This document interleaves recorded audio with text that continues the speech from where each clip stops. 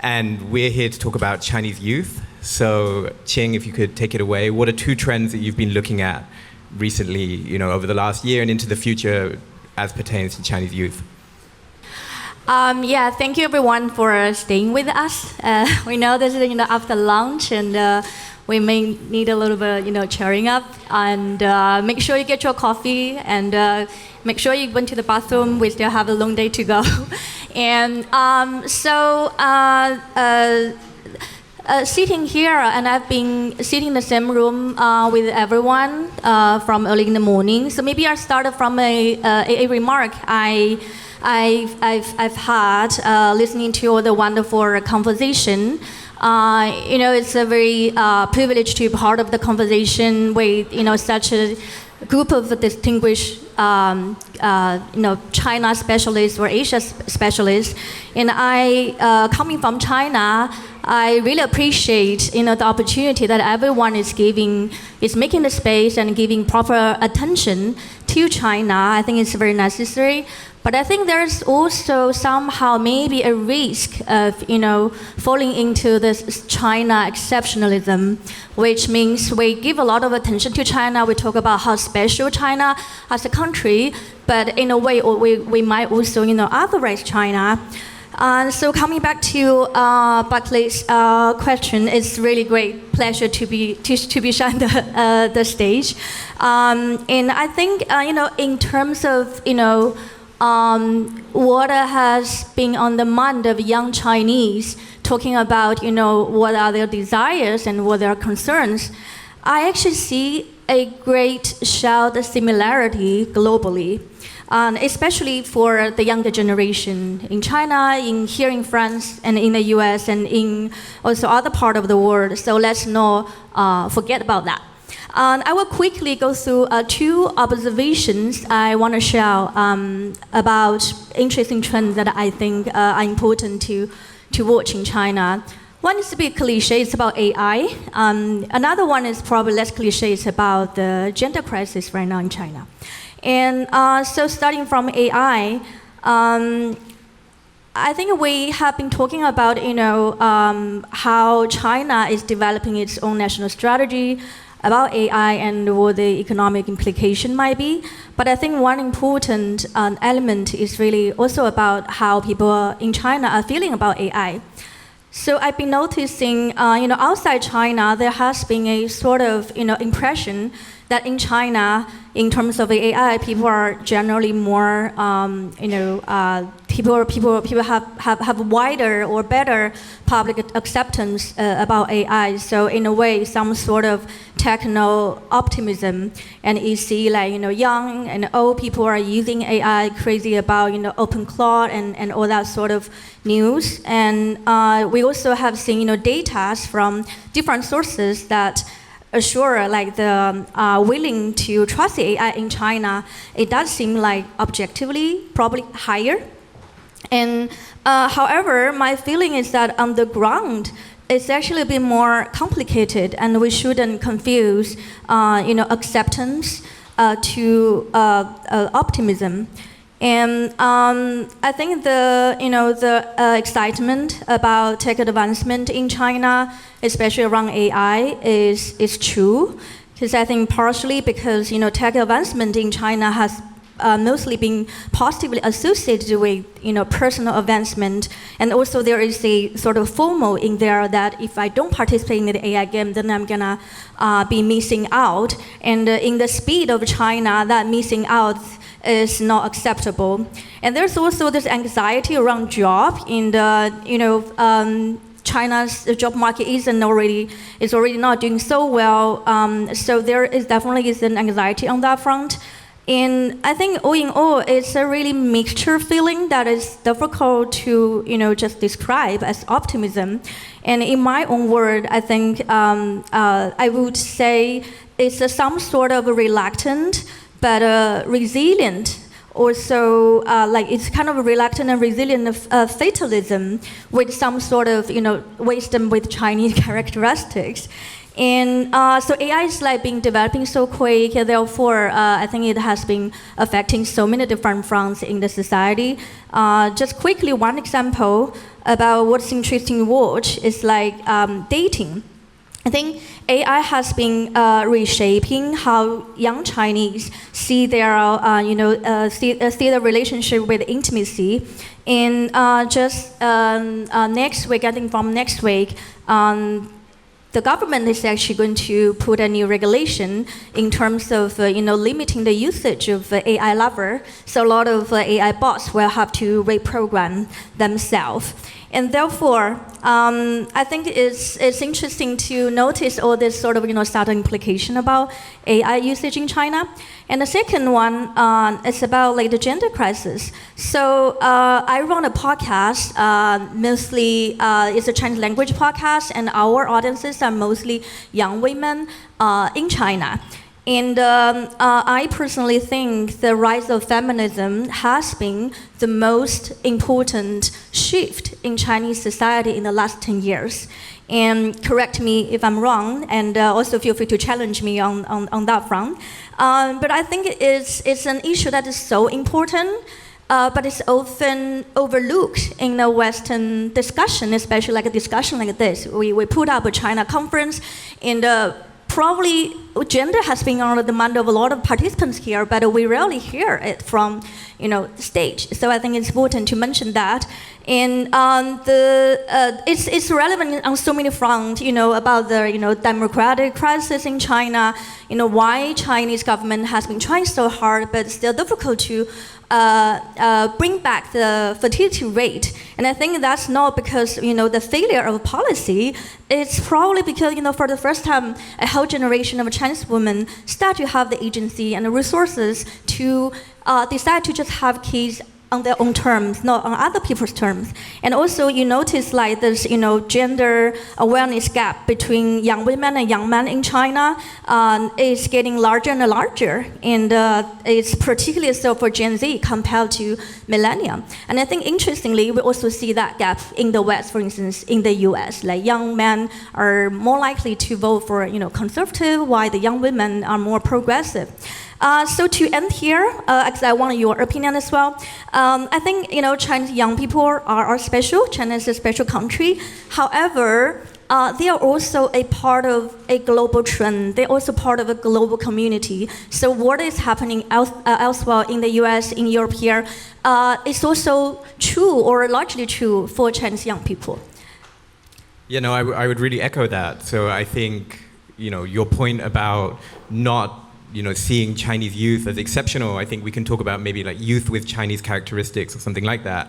If you take an issue like youth unemployment, so that's something that I've been looking at with Qing for the last 5 years at the CCA. And youth unemployment since the pandemic has hovered around 20%, and then they've changed the methodology. It's now maybe about 15%, but this is probably a lot higher. But if you were to look at India, for example, India, 1/3 of graduates also are unemployed. If you look at the New York Fed, 41% of American youth are underemployed. In other words, they're doing jobs that do not match their qualifications. So this is a global trend, right? And there are specifics to that and how that plays out in China. And similarly with gender, right? So demographic crisis in China, very low birth rate. This is a real headache for the party. This is part of the conversation earlier about automation and AI adoption. This is also state level policy to try and look 10 years, 20, 30 years down the future when there are less workers. How are you going to manage society? And the rise of AI obviously complicates employment for young people. It makes them more pessimistic. I think this narrative of tech optimism is also, I think, generational. I think young Chinese people are more skeptical about the AI future and the fear of employment. And then, to the point about AI companions. So I think one thing that's really interesting is there's a game in China which is called Love and Deep Space. It's very popular across Southeast Asia and also very popular in China. It's an app that's aimed at young women. They, with these, and it has these kind of AI anime boyfriends, right? And it's an incredibly popular game, and you spend more money to unlock kind of digital dates with your AI boyfriend. But the makers of this game are really smart, so they integrated a period tracker into the game, and so the AI boyfriends 3 days before a woman goes on their period, how are you feeling? Can I get you a hot water bottle? It's these are very sophisticated technologies, and lots of young women in China are like, this AI boyfriend is great. I love this AI, but I'm going to just why would I spend money on a date when I could spend my money on my AI boyfriend and he actually listens to me? So, but AI companions also exist in the West. So, youth with Chinese characteristics. Yeah, I found that really, really interesting. Because I know you have also been, working on the project, not just about, the unemployment, but also mental health issue in China. How do you see that is, unfolding this year or in recent years? How do you see, like, for instance, the whole AI deployment is affecting on that front? Yeah, for sure. So I work at The Economist now, and I'm at CCA, but before that I did a PhD in anthropology, and my research was with psychological counselors in China, particularly in Chengdu, and that work was actually pre-pandemic. So there was already kind of an upswing in interest amongst young urban professionals, mainly women, and the affluent, to think about mental health, mental well-being. And then the pandemic completely supercharged this. Obviously, I think one statistic that I saw was during the Shanghai lockdown, searches for the word depression went up 234% on Baidu. So this was a huge societal-wide moment and kind of cultural awakening, but there are still very limited mental health resources in China. And so one thing that you see is actually greater adoption of AI therapists. So many people won't know this, but all AI algorithms have to be registered in China with the government, and the government has a dozen AI mental health algorithms that are registered and that are, seen as kind of somewhat clinically informed AI mental health algorithms. And according to the Shanghai Mental Health Center, 50% of young people have tried speaking about their emotions or mental well-being with an AI. So that is higher than the uptake in America, actually.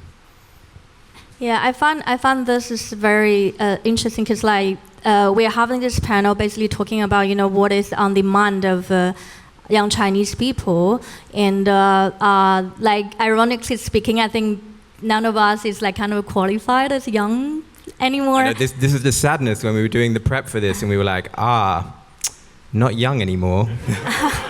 Yeah, I have to confess I'm a millennial, and so I think a lot of the thoughts, a lot of my way of coping with life has a lot of characteristics from my generation. Like for instance, about this AI romance, like you say, it's kind of like trending right now, and also AI therapy. And I think for me as a millennial, I feel, and I can still accept AI therapy. Sometimes I get like important emotional support from AI. But as someone who didn't grow up in an AI era, it's very difficult for me to imagine having a romantic relationship with a bot. However, in some of the recent episodes we did in our podcast, it was about AI lover, and we did a survey with the audience, and most of our audiences are like young Chinese, especially young women, and aging between, I think, 18 to 30-year-old, and I think 80% of them said to us, they can actually imagine having a romantic relationship with AI. And I think that's gonna be very transformative, because there's like generational shift is real, because there's the AI romance and the AI therapy. It's not hypothesis anymore. It's a reality in China, and probably also elsewhere in the world. Yeah, I mean, what it means to be like a young person today, where you have AI, where you are growing up with AI and you're an AI native, makes you very different to us. I mean, I do feel this big generational gap. So there are some amazing young people here from a thing called the Agora Fellowship. And yesterday I was speaking to one of them, and he was like, oh yeah, well, one of the things I'm doing is I'm really trying to train my AI to learn me so that we can work better together. And this is terrifying to me. But that is just a sign that I don't get it. And that kid is inevitably going to start a unicorn company. And, so there you go. Right. So shall we? Yeah, I think we're opening to the floor. So.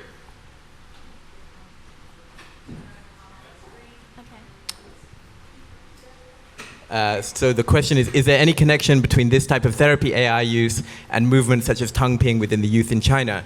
Yeah, I think very much. I mean, I think tongue ping is often referred to, and I think sometimes lazily referred to, as this actual movement of people actually not working and not, but if you meet any young Chinese person, they are working extremely hard. It's incredibly competitive.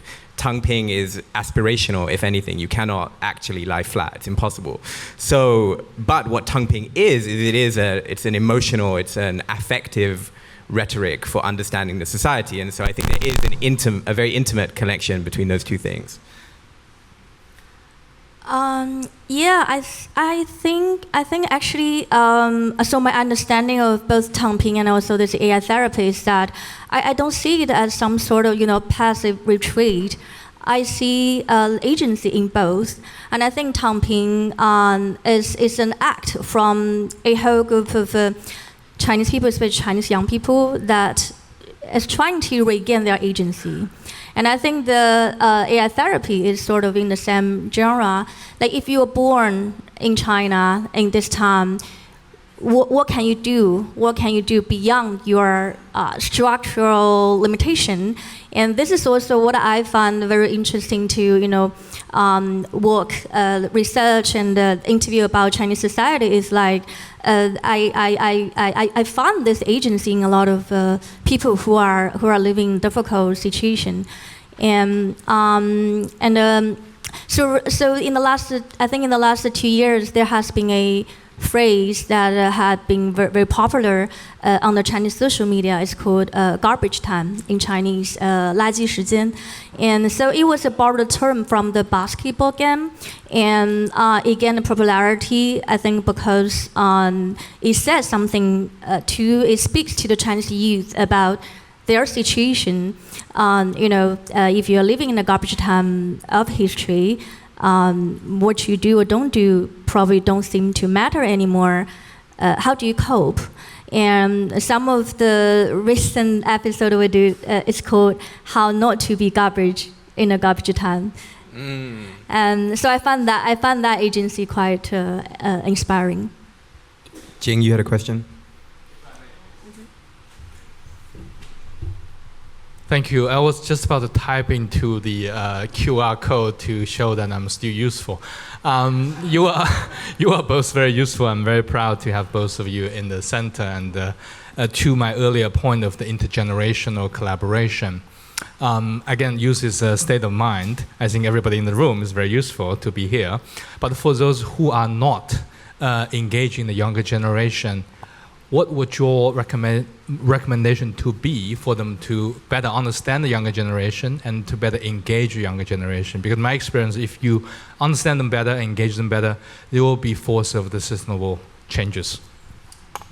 It's a cliche, but the youth are the future. So if you want to know where China is heading, and you should listen to Qing's podcast. That would be the best way.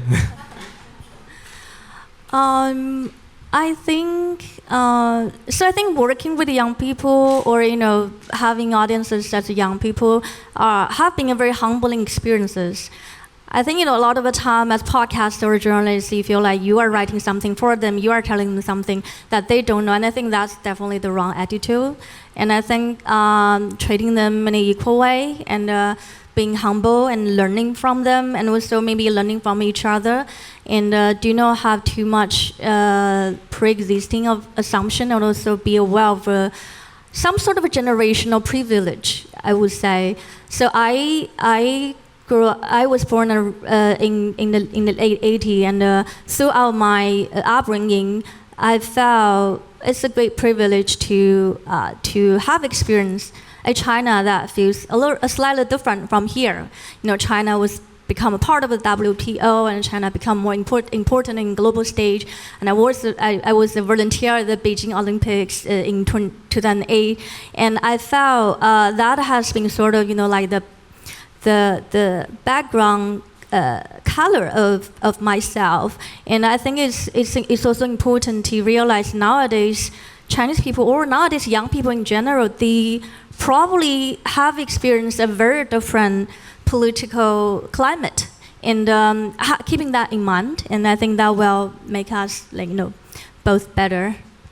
Yeah, but I mean, in a sense, like metaphorically, you kind of grew with China, as it were. So you got to experience that huge uplift, and that's obviously very different for kids who grow up today. Yeah, and do we have more?